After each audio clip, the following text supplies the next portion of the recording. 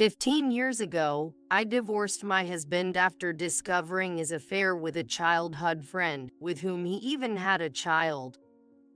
The affair partner harassed me to the point of quitting my job. At my lowest, my current husband rescued me, and we built a happy, peaceful home.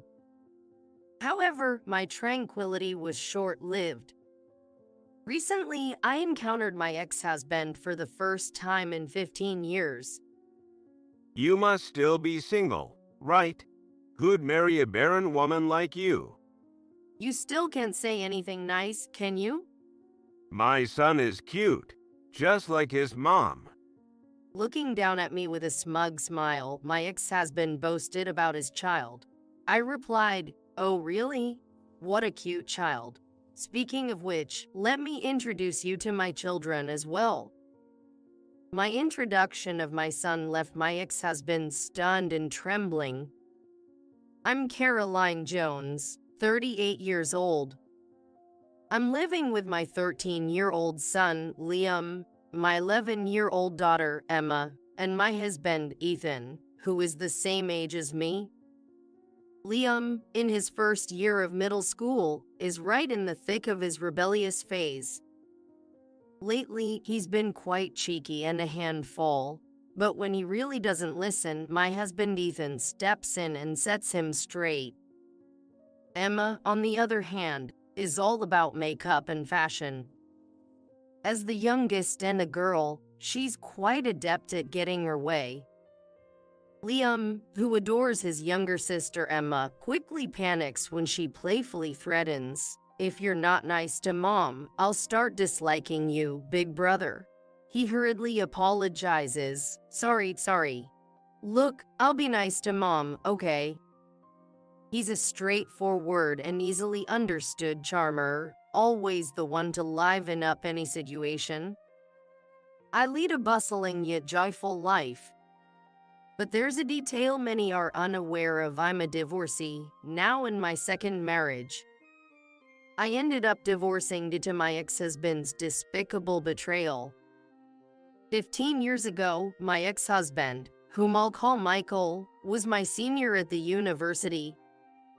We had many mutual friends and were blessed with good wishes from everyone around us, so everything seemed smooth and promising. Early in our marriage, we often talked about how much we wanted kids, saying things like, "I really want a child soon, and it would be nice to have matching outfits when we have kids." Both of us were really looking forward to having children. However, reality didn't go as smoothly, and even after a year had passed, we still weren't blessed with a child. Every month, the arrival of my period led to a bit of friction in our marriage. Neither my husband or I thought it was good, so we had several discussions and even paid for expensive treatments to find the cause of our infertility. However, being told there was nothing abnormal, we didn't make any progress in improving our marital relationship.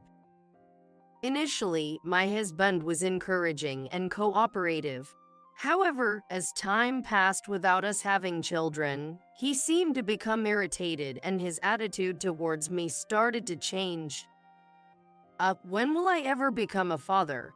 he said loudly, throwing a sarcastic remark. His comments implied that he believes I'm the reason we can't have children.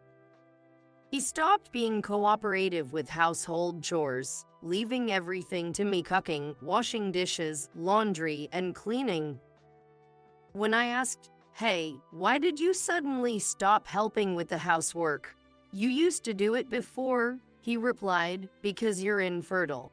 If you don't do the housework, you're not fulfilling your role as a woman, making our marriage pointless." Afterward, my husband's words became increasingly barbed. My sister and her husband are already expecting their second child. Isn't that great? They're on their second, and we haven't even had our first yet.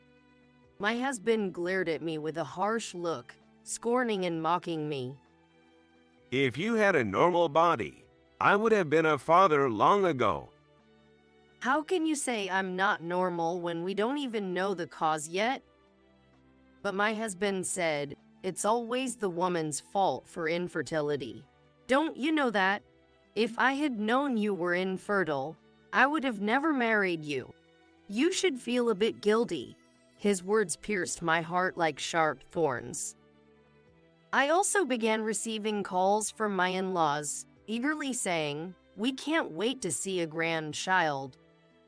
At first, I brushed it off, saying, it's only been a year, and having a baby is a blessing. However, this seemed to backfire. My mother-in-law's attitude became harsher, accusing me, you're useless for not being able to bear children. Your sister-in-law did it so quickly. You're the only defective one. This daily pressure weighed heavily on me. One day, my best friend Isabella invited me out for drinks after a long time. Michael, my ex-husband, had been busy with work and did a lot of overtime, so he was rarely home. That's when Isabella shared some shocking news with me.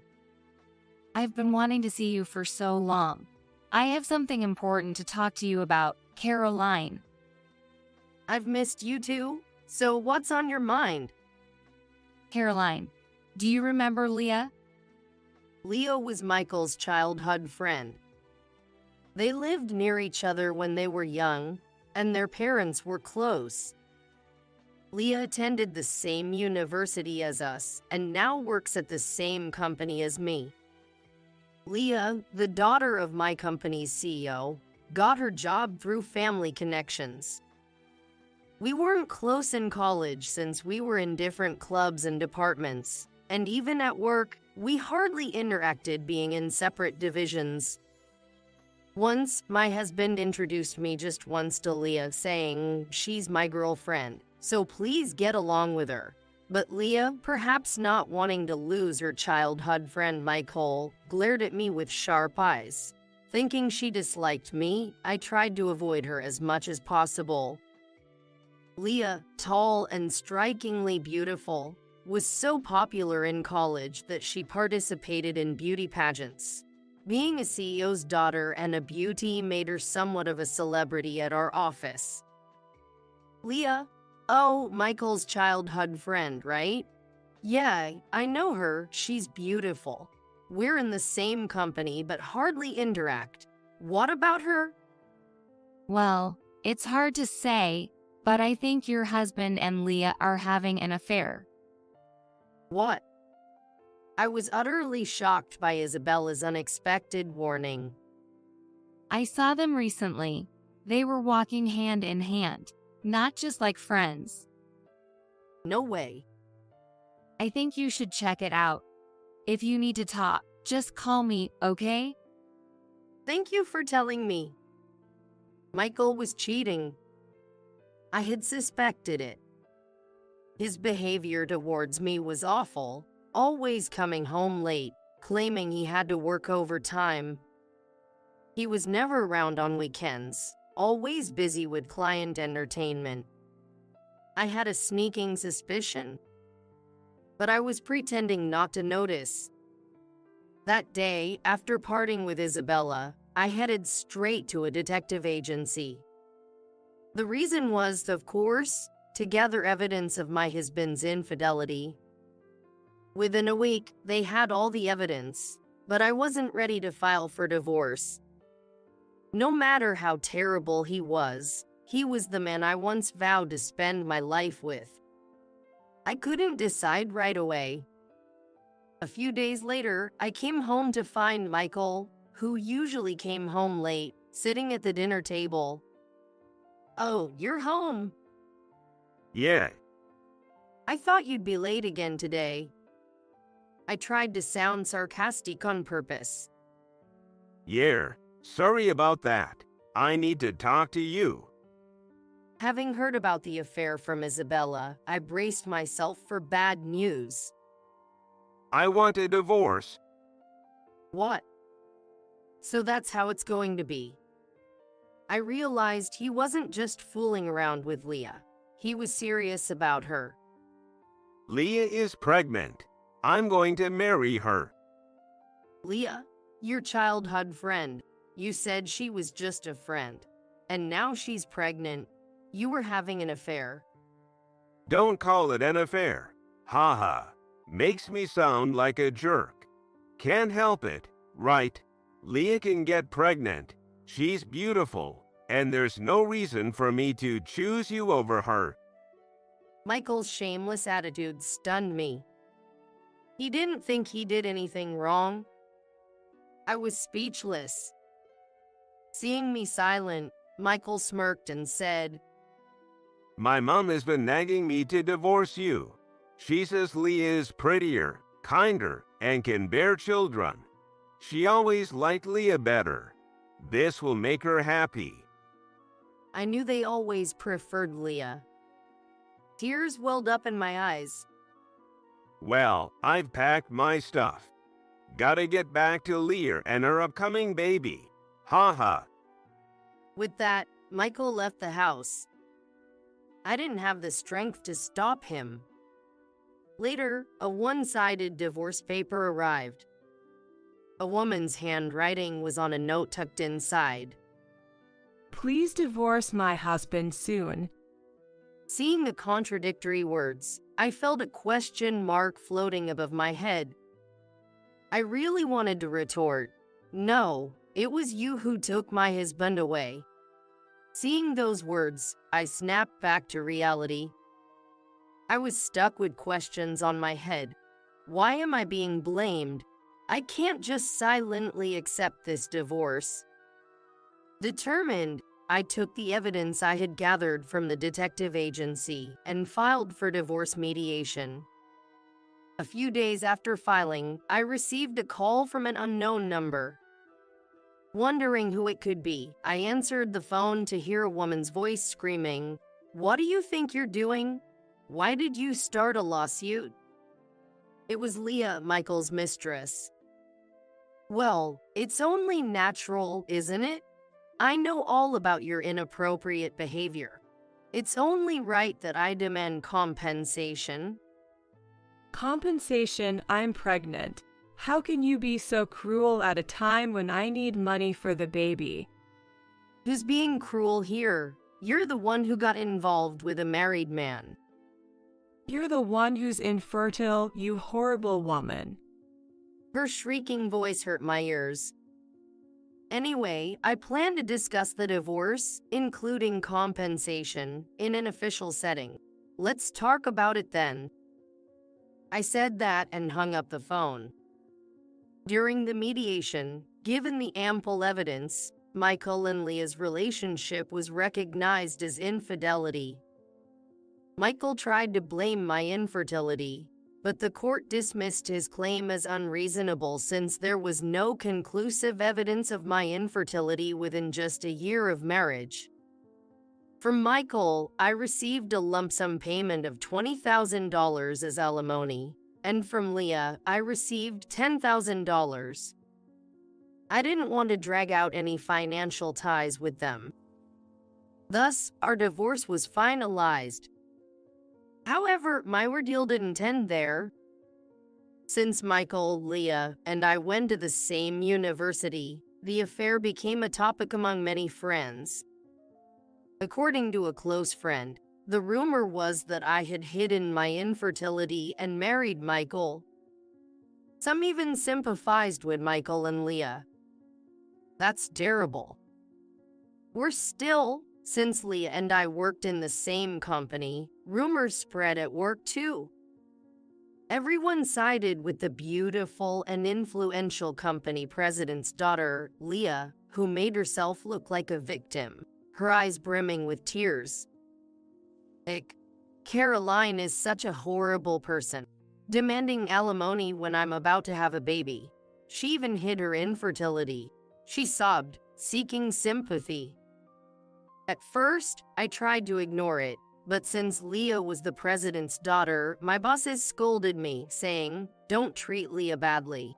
No matter how hard I worked, I was continually removed from major projects. Eventually, I was pushed to the point of resigning.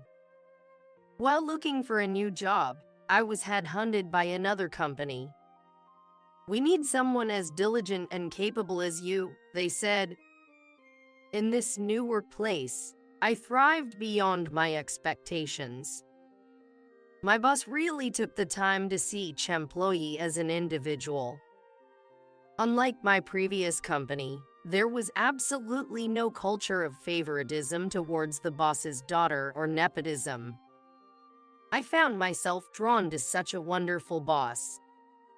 And that person turned out to be my current husband, Ethan. Ethan supported me when I was at my lowest after the cruel breakup with Michael. After several dinners together, we gradually began to talk about not just work but also personal matters, and this naturally developed into a romantic relationship.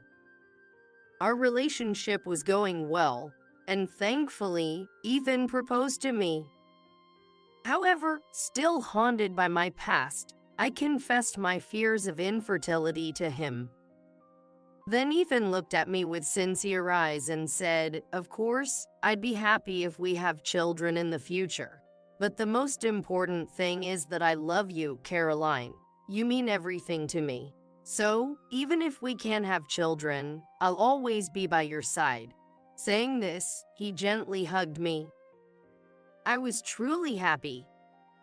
I came to the realization that I wanted to spend my lifetime with this man and decided to marry Ethan.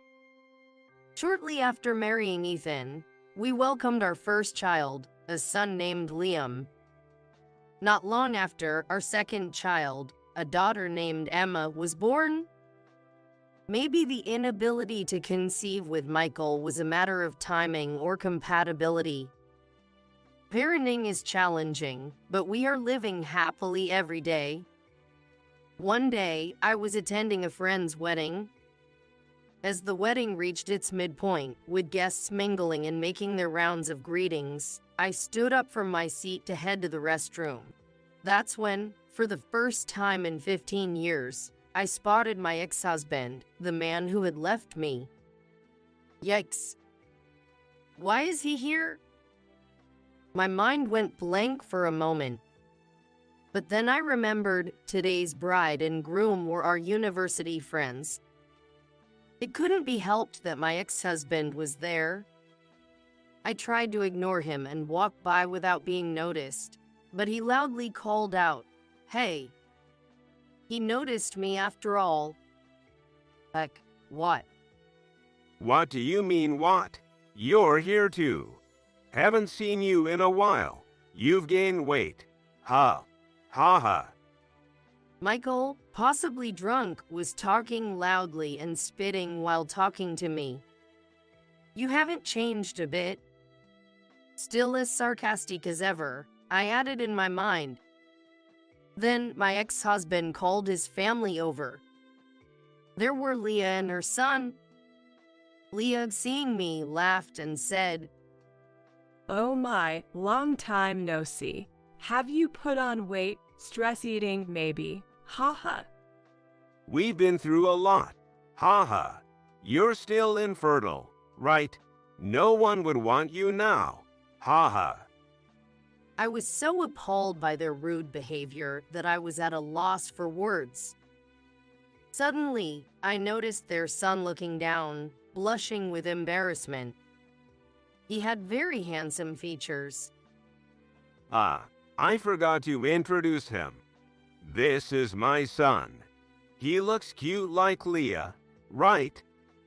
Leah proudly boasted about her son. "He's handsome, smart, a real genius. Sorry, it seems like we're the only ones happy here. Ha ha." The couple laughed at me, proudly showing off their son. However, their son had a distorted expression on his face, and that caught my attention a bit.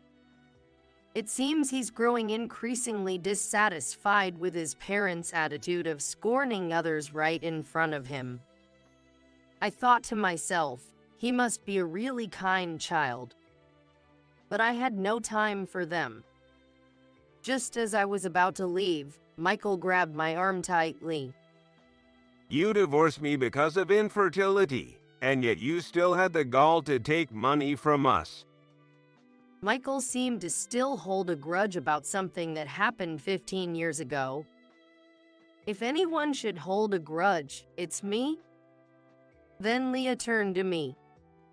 Yeah, you're infertile and single. Why do you need money? Families like us with children need it more. Give us back double the money you took back then. I was stunned by their selfishness. Just then, Michael's son spoke up. Single means unmarried, right? But she's wearing a wedding ring on her left hand. Pointed out by Michael's son, Michael and Leah stared at my left ring finger. You're married. Everyone around was staring as Michael and Leah screamed loudly. I couldn't help but feel embarrassed. As I was wondering what to do, a familiar face suddenly appeared in my view. Auntie and Uncle, you shouldn't be so loud at a celebration like this. It's bothering other people. Maybe you should be more considerate. Mommy, who are these scary people? Liam, Emma. Yes, my children, Liam and Emma, worried about me being late, had come to check on me. Emma always speaks her mind, but it was rare for Liam to speak so provocatively. Mommy, you're late. Mom, you have kids. Yes, I do. Let me introduce them. This is my son, Liam, and my daughter, Emma. Michael was shocked to see the children of the woman he thought was infertile. Leah stared intently at my son.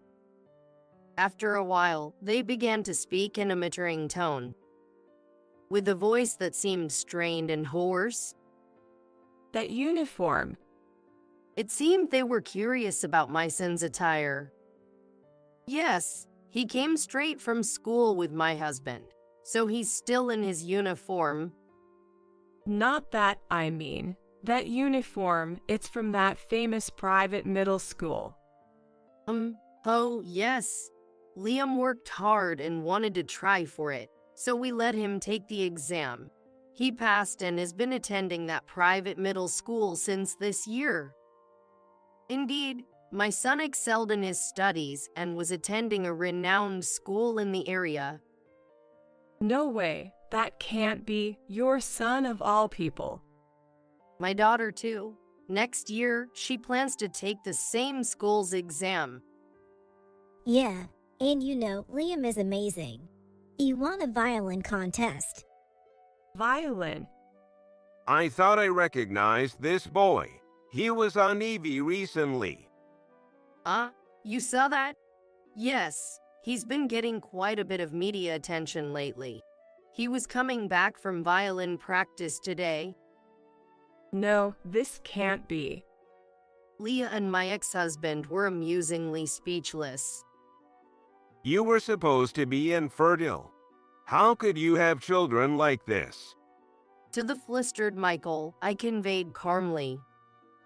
You both seem happy, and that's great. As you can see, I'm filled with happiness too. Please, let's not involve each other anymore. We have no relation to each other now. Just as I was about to leave with my kids, my husband, Ethan, arrived. Hey, what's going on? The main event is about to restart. Seeing my husband, Michael's face went pale. Mr. Lopez, the president. What? Leah also turned pale, recognizing my husband. Is your husband, by any chance, the young Mr. Lopez who became the president of Resonance Inc. last year? Indeed, my husband Ethan was the president of a parent company of Leah's father's firm. During my job search, I was approached by the parent company and made the switch. At the new job, I met my future husband, Ethan, who was already popular and skilled. Last year, Ethan was appointed as the president of the company, recommended by the then president. I'm Lopez. Huck, what's with this atmosphere? What happened? Sensing the uneasy atmosphere, my husband looked puzzled, and then my son, Liam, spoke up. I heard these people calling Mom infertile and fat, so Emma and I came to help her out. You heard that, huh? It seems like Liam and Emma overheard me being insulted by my ex-husband and his wife. That's why Liam spoke in such a manner earlier. You guys are, that. Realizing the context, my husband's expression hardened. I heard rumors, but I didn't expect such a lack of decency. Then, Michael suddenly started making excuses to my husband. No, I mean, Mr. Lopez, the president. There's no way I would speak ill of the wife of President Lopez. Right, Leah. Why are you groveling to this woman's husband? I was the one who suffered because of her, getting in trouble with my father for having my money taken. I'll never forgive her. Leah, think before you speak. If he dislikes us, our subcontracting company is finished. As Michael started to flatter my husband and Leah protested, they began arguing. It's just unbelievable. Then their son, who had been silent, shouted out, Let's stop this already. I've been listening, and it's terrible how Mom and Dad are talking about this lady. Calling her fat, infertile, and ridiculing her, and then demanding money back. It's embarrassing for me. And what's this about an affair? Am I a child born from an affair? Am I an unwanted child? Hearing their son's tearful plea, Michael and Leah started to become visibly unsettled. Well, it's not like that. So. I realized that the other attendees around us were staring at us. Finally noticing the stares from around us, she blushed deeply and looked down. Although I couldn't forgive Michael and Leah, I admired their son for his strong sense of justice and kindness. He had nothing to do with this. Thinking this, I hurriedly tried to back up their son. But before I could say anything, my husband spoke up.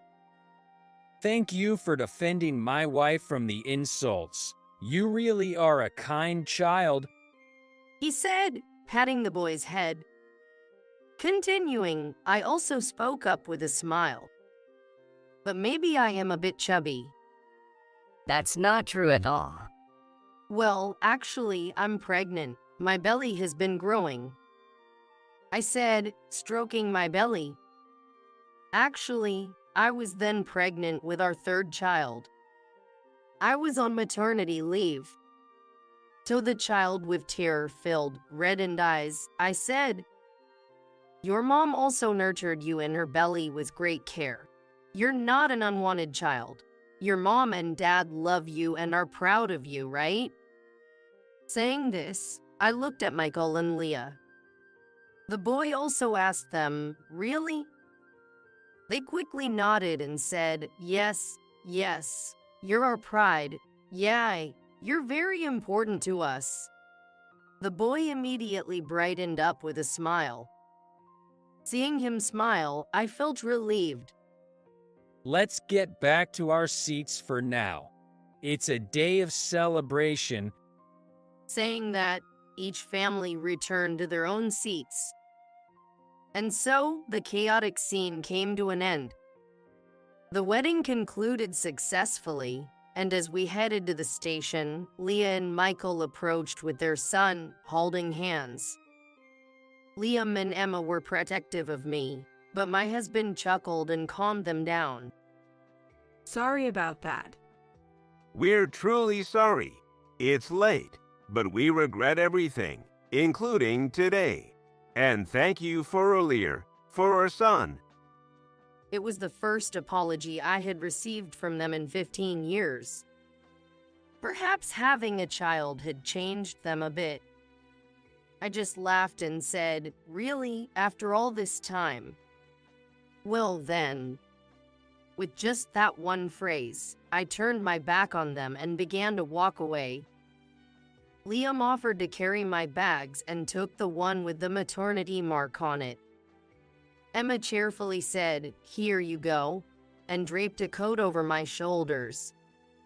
Despite their young age, they are thoughtfully looking out for me during my pregnancy. All right, tonight's dinner will be Dad's homemade hamburgers, Liam and Emma's favorite. Yay. Thank you. I vowed to protect the smiles of my beloved family, moving away from the pains of the past